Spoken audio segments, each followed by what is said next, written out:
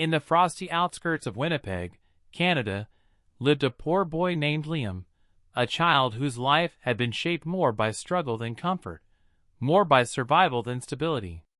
His home was a small, aging apartment with cracked windows that could never fully keep the winter cold outside. On many nights, the furnace failed, forcing Liam and his mother to wrap themselves in layers of blankets just to make it through until morning. Their electricity often flickered, sometimes disappearing completely when his mother couldn't pay the bill on time. Yet, through all this hardship, one thing never dimmed: Liam's voice. It was the one warm, steady flame in a world that seemed determined to freeze him out. When the snowstorms howled through the neighborhood and the streets emptied, Liam would walk to an abandoned bus stop, a place most people ignored, but to him, it felt like a private sanctuary. Its metal walls echoed just enough to make his voice sound bigger, stronger, almost magical. Every day after school, Liam would hurry there, hands stuffed in his thin pockets, his worn-out shoes crunching over layers of ice. He sang not because he wanted fame, but because it was the only way he knew to release the heavy emotions locked inside his small, resilient heart. His father had left years ago, leaving only silence behind, and his mother worked 2 jobs just to keep them afloat. Liam rarely saw her, except late at night when she dragged herself home exhausted. She always told him, "Your voice is your gift, baby. Don't let the world take it from you." He held on to those words like they were a second coat, thin but protective enough to keep him dreaming. Sometimes, local kids passed the bus stop and laughed at him, calling him the freezing singer, or telling him that no one from a place as forgotten as their neighborhood ever became anything. But Liam didn't let their words stick. He knew his dreams didn't depend on approval from kids who couldn't see beyond the snow-covered streets of Winnipeg. He kept singing, pushing his voice through the cold air, letting each note rise with a hope he refused to give up on. When he sang, he imagined the sound traveling past the highway, past the city limits, past anything that tried to trap him in a life of poverty. He imagined it reaching a stage someday, a real one, shining under lights that weren't flickering or broken. Everything changed one evening when a community volunteer named Mrs. Carter happened to walk by. She stopped, mesmerized, as Liam poured his heart into a song he had taught himself by listening to old radio stations on a battered device they found at a thrift store. She listened for minutes, unable to believe such a powerful, emotional voice came from a boy shivering in a broken bus shelter. Without telling him, she recorded a short video and showed it to her friends, who encouraged her to help him apply for America's Got Talent. For the first time, Liam's dream didn't feel unreachable. It felt like someone had finally opened a door he had been knocking on his whole life. When Liam finally stepped onto the AGT stage in Los Angeles, it felt like walking into another universe, one filled with bright lights, buzzing cameras, and thousands of hopeful hearts watching from every angle. His thrift store jacket, 2 sizes too big and patched at the sleeves, hung awkwardly on his small frame, but he pulled it close as if it were armor. He had traveled from the cold streets of Winnipeg to the world's most famous talent stage, and although his knees trembled, his eyes held the steady fire of a boy who had fought for every moment of his life. As he reached the center of the stage, the judges looked at him with curiosity. Simon's thoughtful stare, Heidi's warm smile, Sophia's gentle encouragement, and Hallie's playful nod. But beneath their expressions, they sensed something unusual about him, something fragile yet unbreakable. The host asked him his name, and Liam's voice cracked with nervousness as he introduced himself. He spoke softly about where he came from, how he practiced singing at an old bus stop, and how he hoped to make his mother proud. The audience reacted with a soft gasp, moved by the honesty in his words. As he gripped the microphone, he could feel his heart pounding in his chest like a drum.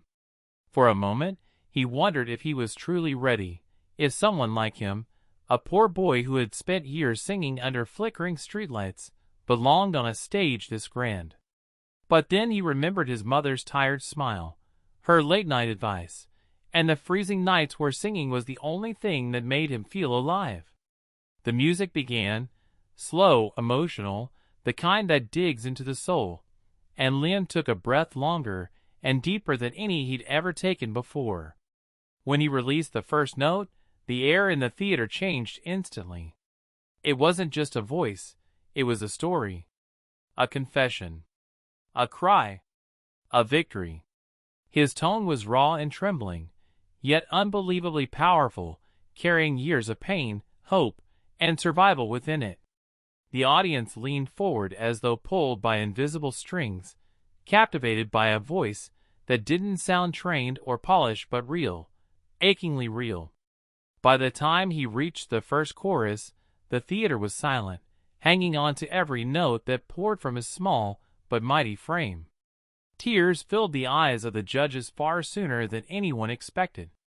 Even Simon, known for his tough critiques, looked struck by the emotional honesty in Liam's voice. Heidi placed a hand over her heart. Sophia whispered, "Wow," under her breath. Howie wiped the corner of his eye, pretending it was dust. Liam sang as if this performance was his lifeline, the bridge between the life he had and the life he dreamed of. Every lyric felt like it came from the snow-covered streets of Winnipeg, every breath shaped by nights spent fighting cold and hunger. When his final note soared into the air, it hung there, beautiful, trembling, unforgettable, before melting into an eruption of applause that shook the entire auditorium. For a moment after Liam finished, the judges sat frozen, not because they didn't want to move, but because they were trying to hold themselves together. The audience was already on their feet, clapping, cheering, shouting his name. Liam stood breathless in the center of the stage, clutching the microphone with shaking hands, unsure if this overwhelming reaction was real or just another dream he would wake up from back in his cold Winnipeg bedroom. Then Simon Cowell slowly rose from his seat, his eyes soft in a way the world rarely sees. He didn't speak right away. Instead, he simply walked toward Liam, each step echoing loudly across the silent theater. When he reached the edge of the judge's desk, he turned to his fellow judges with a look that said everything: admiration, disbelief, respect, and then faced the boy who had just shaken the room with nothing but his heart. "This," Simon said, pointing gently at Liam, "is why people watch this show. This is why it exists. To find voices like yours, voices that come from real struggle, real pain, and real beauty." Liam's breath caught in his throat. He had spent his whole life feeling invisible, and now one of the most influential men in the entertainment world was praising him with words he never imagined hearing. Simon didn't hesitate. He pressed his hand onto the golden buzzer, and in an instant, the entire theater exploded into a storm of shimmering gold. The golden confetti cascaded from the ceiling like a miracle, swirling around Liam in slow motion. Each sparkling piece felt like a piece of a destiny he once believed he wasn't allowed to have. He fell to his knees, overwhelmed by the sight, gold landing on his hair, his jacket, his trembling hands. His eyes filled with tears, then overflowed, because for the first time in his life, he wasn't just surviving, he was seen, celebrated, lifted. The audience roared louder, chanting his name through waves of applause that felt like a hug from thousands. Sophia and Heidi rushed to him first, wrapping their arms around his shoulders as he tried to wipe away his tears. Howie gave him a proud thumbs up, while Simon approached with a rare, heartfelt smile. "You earned every second of this," Simon told him. "The world needs your voice." Liam nodded, unable to speak, the weight of his journey pressing against the joy flooding through him. He thought of his mother back home, working late shifts, believing in him even when he doubted himself.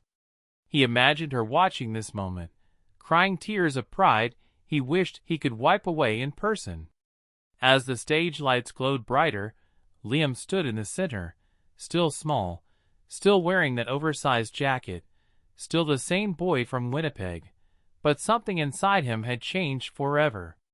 The golden buzzer wasn't just an achievement, it was a doorway, a promise, a new beginning. And as the final pieces of gold confetti drifted to the floor, Liam realized he wasn't just dreaming anymore. He was finally living the life he had sung about for years.